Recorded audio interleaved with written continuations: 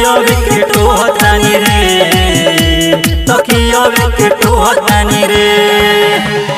दिल टूटल जब से हम रोवतानी रे, हाँ दिल टूटल जब से हम रोवतानी रे।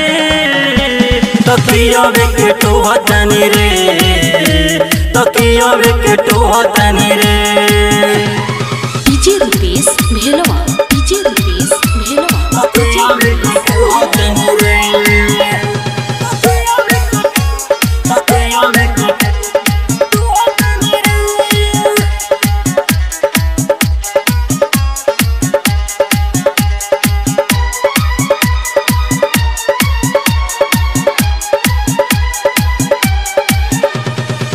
प्यार में पागल भइल बहानी, लोगवा हमके कहेला का बताई तोहरा के सतना दर्द दिल सहेला। तोहरा बिना हम कैसे जियतानी रे, हाँ तोहरा बिना हम कैसे जियतानी रे।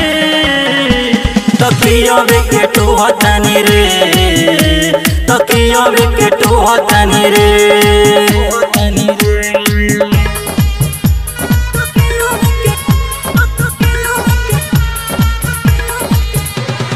DJ Rupesh Bhelwa, DJ Rupesh Bhelwa, DJ Rupesh Bhelwa. दिल के महल अपुहानार धीरे धीरे ढहेला, तोहरा चलते हमारा के लोफर लोगवा कहेला। कैसे कहीं सोनू कैसे जियतानी रे, हाँ कैसे कहीं सोनू कैसे जियतानी रे। तकिया विकेट होतानी रे, तकिया विकेट होतानी रे।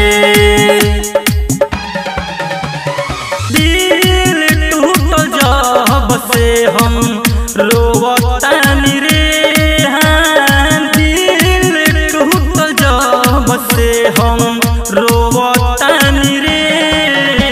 तकिया विकेट होतानी रे, तकिया विकेट होतानी रे।